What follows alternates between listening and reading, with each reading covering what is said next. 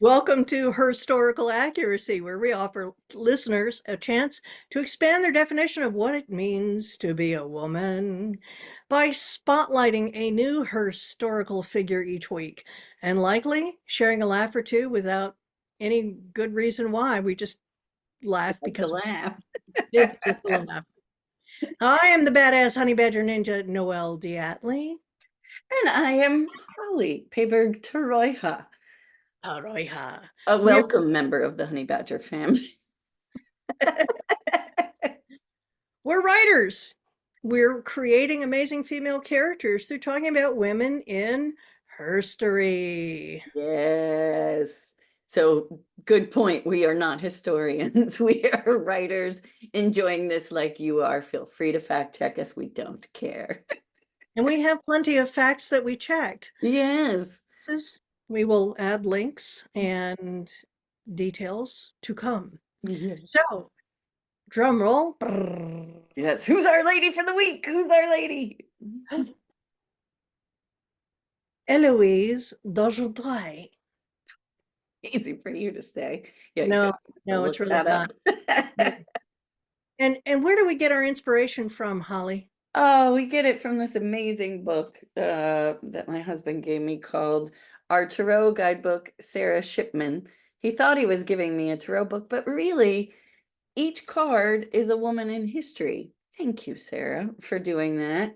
And so, yes, after using it for a bit of inspiration, suddenly we realized, oh man, no, this is a great way to. We pull a card, and that's who we focus on for the week. And so you get to hear about the person in history. Obviously, we do research beyond the book, but that's where we start. That And many of us already know the stories of Eloise and Abelard, and you'll may not know it right away, but once we start talking about it, you'll realize, oh, I saw that TV movie. exactly. They're they're pretty famous. Now, I speak some Spanish, I'm studying Italian, but for the pronunciation of the French, I would like to thank our fellow writer and French interpreter, Angela whatever, Angela, for her guidance in pronunciation. So props to Angela for her assistance. So back to Eloise.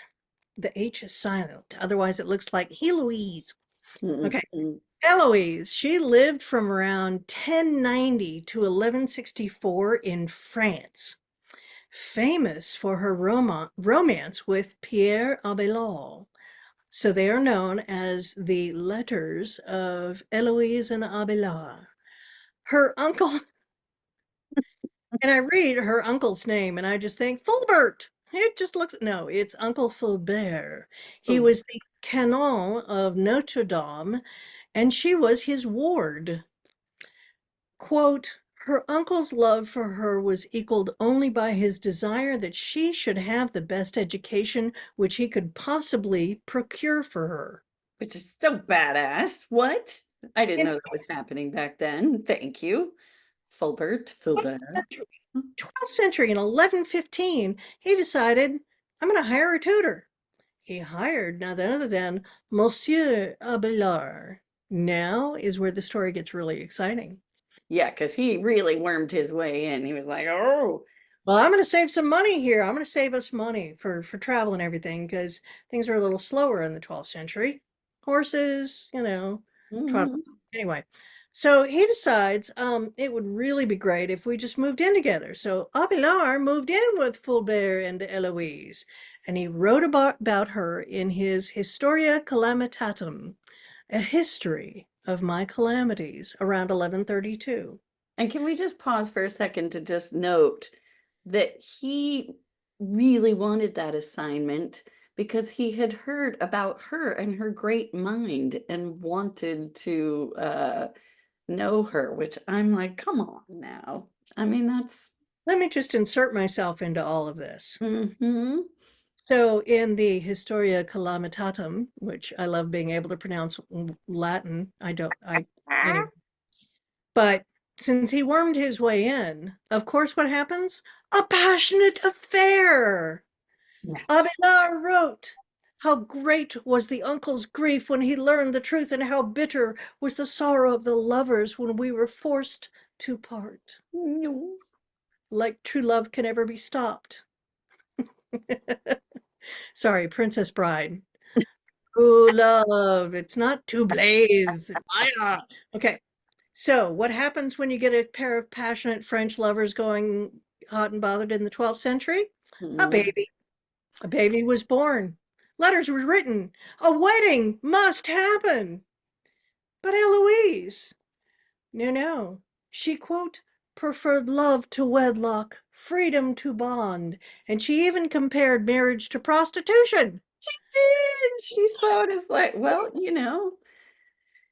I get her point back then with the whole, anyway. Yeah, you are betrothed to your husband. It But was a business transaction, so who are we kidding? yes, yes. And after the wedding, she wrote, then there is no more left but this, that in our doom the sorrow yet to come shall be no less than the love we two have already known. Oh my God. So, of course, yeah, right.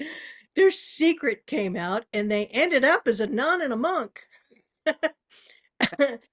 And they went to different, abbeys and locations that I'm not going to try to pronounce, but we'll leave that for Angela, the French interpreter, because she does it really well. I mean, it's just, that sexy French sound. But that's where she got that last name mentioned here in Sarah Shipman's book, D'Argenteuil, which I just no. Angela does it beautifully. So even after becoming a monk and a nun, they still wrote. They They kept did. writing. The letters didn't stop. And so what did they write about? They discussed their relationship and they used the letters for scholarly research. Oh yeah, he really counted on her poking him for he studied theology and philosophy, and she helped him really think. Right. So Eloise regretted nothing. She wrote, I should be groaning over the sins I have committed, but I can only sigh for what I have lost. Wow. So, Holly, I mean, there's so much to talk about here, but could you tell our listeners, as the writing coach extraordinaire that you are, there's so much here for our listeners to learn about the plot points and telling a story. What are the pivot points in their story? Well, there was a couple pivot points because, like you were saying, first of all, there was the relationship that they had in secret and the child and all that stuff, but there was all this, oh God, very Romeo and Juliet dramatic stuff that occurred. Like her uncle loved her and he meant well, and he was, the epitome of the overprotective uncle. Because when he found out he had his henchmen, I guess he assumed that his niece was being taken advantage of. I don't know. But he had his henchmen basically lob off the old, you know, uh, Goodness. the family jewels off of her lover, Yeah. which is not nice. I feel like Little extreme. that's why he became a monk. But I mean, it was that all is lost moment there, in every story, there's this all is lost moment. I mean, talk about, ending a love story, nothing like chopping off a man's stuff It- to make yeah. him rethink his romance. And so he went into becoming a monk and, suggested she go into the nunnery.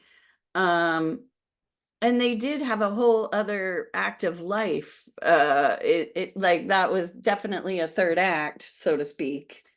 Um, but she was still deeply, deeply in love with him in a romantic way. And the letters kept going back and forth, like you said. He shifted over to really focusing more on the intellectual pursuits of it all. Whereas, and they say that in the letters he was almost a couple times almost mean in his rebuke of like not having her you Love. entertain the fantasies any longer.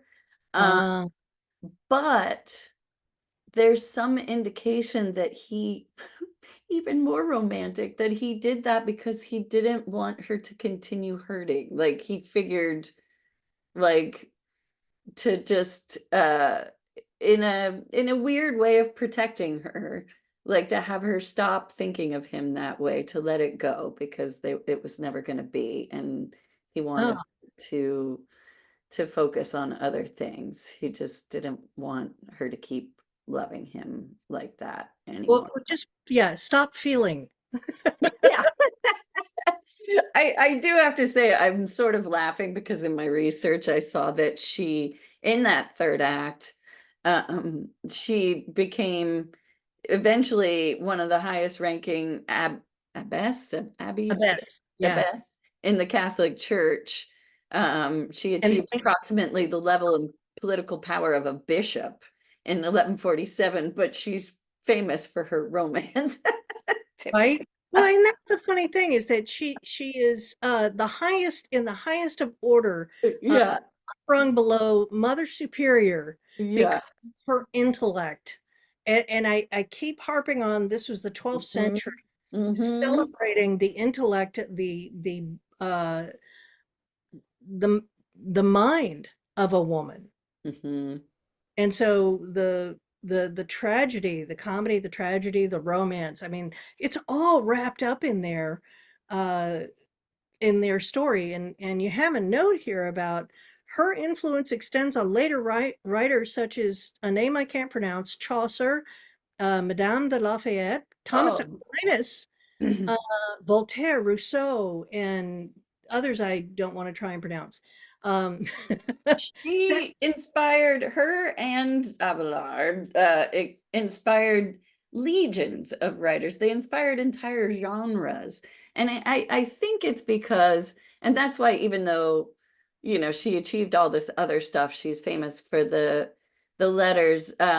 It's mainly because it seems that at that time in history, just like she said, marriage really was kind of a business transaction in a lot of ways, especially at the higher levels where you would know of them, you know, of any notoriety. And so things were not very, it wasn't the love that a lot of us go for in a relationship now. So this was really one of the first that anyone knew of. It was a revelation, this sort of courtly love affair that was of, you know, heart, body, and mind. Like the whole thing, like they were equals in a lot of way with this, you know, love that they had. And so I think that's what captured the imaginations and spurred whole new genres. They say in the research I did that I quote, her erudite and sometimes erotically charged correspondence is the Latin basis for the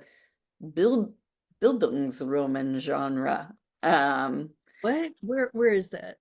it's in my notes. Oh, And as a model of the classical epistolary genre. And I'm going to read to you what those are because it's really interesting. So the Bildungsroman, it's a German pronunciation. I cannot do it. ah, It's a literary genre that focuses on the psychological and moral growth of the protagonist from childhood to adulthood. Basically, the coming of age, in which characters uh, change as the most important thing of the story. So these coming of age, it's almost too like the heroine's journey, really.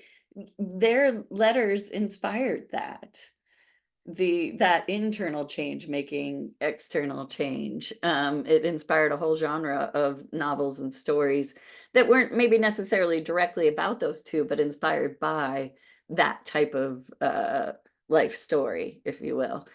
yeah. Also, it also inspired this other genre. They call it the epistolary novel, which is written as a series of letters between the fictional characters of a narrative. The term is often extended to cover novels that intersperse documents of other kinds with letters, most commonly diary entries, newspaper clippings, and sometimes considered to include novels composed of documents, even if they don't include letters at all. And it just got me thinking, like, in the most modern day sense, you could say, like, you've got mail. Yeah. Um, Oh, or that's or perfect. yeah, or Bridget Jones' Diary. That's Yeah. like where you're getting a sense of the characters, via their actual, Wow, writing this or episode is communications just or an whatever. example of the power of writing.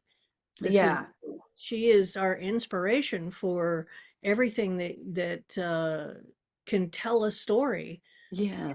Why what you have on Loving the Process is the um see, now I'm going to have to pull it up because I can't remember the quote, but I just saw it today, and it was a nice reminder that I'm going to fill the air here as it loads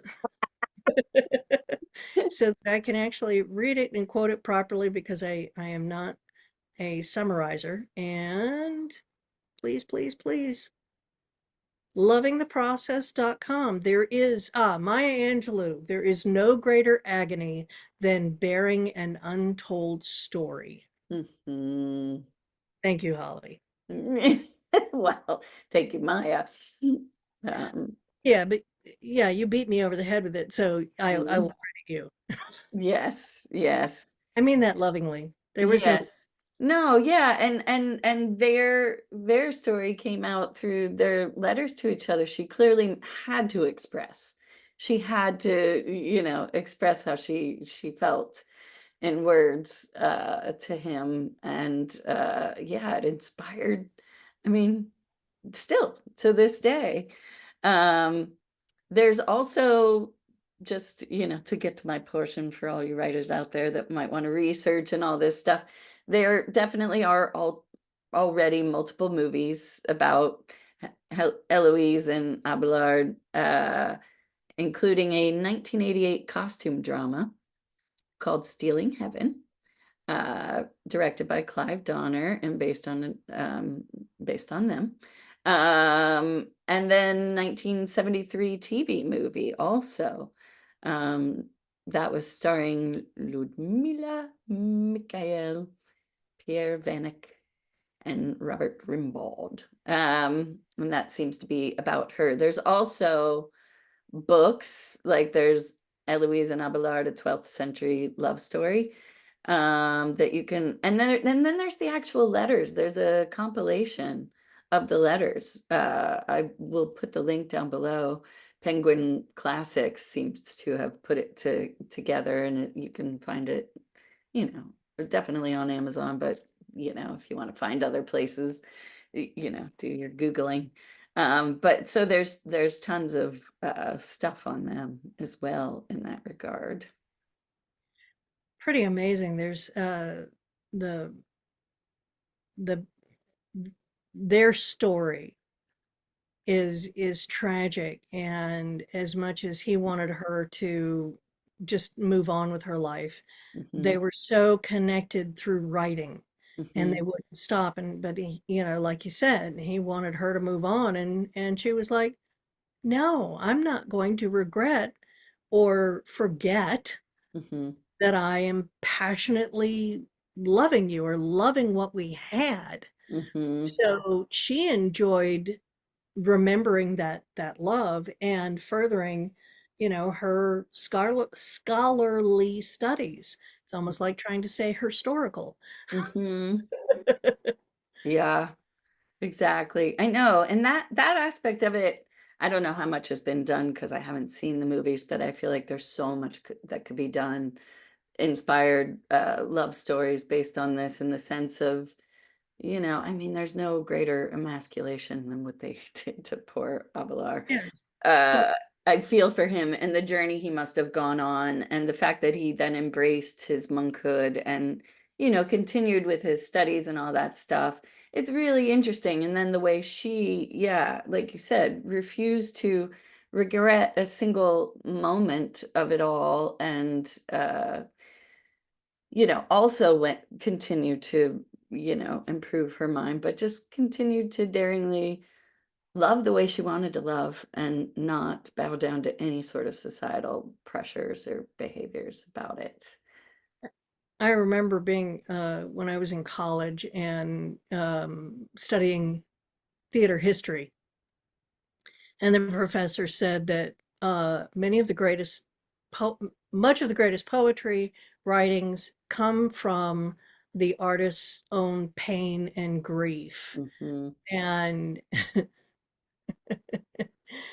being a, whatever, a very young person, I was like, oh, this is why my writings are so important. I mean, I had that youthful angst, and now I'm just like, you know what, I ain't got time for that.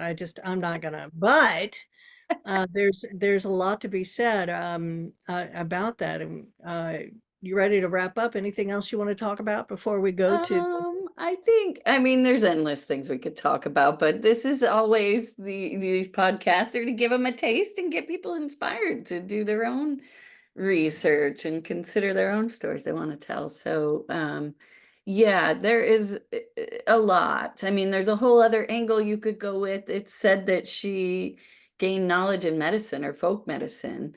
Um, and gained a reputation as a physician in her role as a abbess as an Of abbess. Heracles. Yeah, I mean Yeah, she, of Heracles. there seems to be no bounds to this woman was, yeah, she was just a highly gifted woman in that day. And so there's, I'm sure, again, aspects of her life that weren't explored that somebody could absolutely explore and tell stories about, which I would love to see. But yeah, I guess we can move on to the portion of what in our book, the Sarah Shipman book, what she suggests that Heloise inspires, what it Well, symbolizes. Eloise, oh, thank you. Sorry. Eloise is on the card of the Five of Cups, which signals the melancholy that arrives with misfortune, but it doesn't indicate the end of your story, just the conclusion of a chapter. Mm, And that is very true. And even positive changes in your life can require a grieving process because of the end of a chapter. And like moving, or the end of a bad job, you still have to go through the transition. So here's the questions you can ask to yourself as prompts for your own writing is going through your changes in life, and not just the mature female changes. Sorry, squirrel. The key questions. Had to get a squirrel in today. What events in your past have caused you sorrow? What plans for the future did you have to give up as a result? What is the healthiest way for you to process grief? writing. No, Yeah, writing. did I say Actually, that? writing, I cannot say enough about the power of writing, and to find the truth and where your next step is going to come from, put pen to paper, people. Yeah. Yep. Yep. And And those are great questions because they did these two, Eloise showed, I mean, she suffered some of the greatest misfortune and total heartbreak, obviously. But she went on to do all these great things. never stopped her from continuing to Yeah. write Hmm. and experience life in the most full way she could in an abbey. Yeah. And she felt free to express all of it, so vulnerable with what she was willing to express. She didn't mind being unabashedly, in love or heartbroken or whatever she was at the time. Yeah. Right. We don't, there's so much she tells us through her writings, and that, she might even qualify as an original honey badger who just was like, I Yeah. don't care. I don't care what you want or what you think. I'm going to go do my own thing. Yes. So here's to the honey badgers. Here's to the honey badgers. Here's to Eloise, however we say it. And Please, and we'll get Angela on for a lesson in French. yes, otherwise, have an amazing rest of your day. We hope we inspired you to learn more about her. Look forward to reading anything you have to write. So Yeah. thank you. Thank you for joining us today. We look forward to sharing our next journey through her story. Yes. Bye.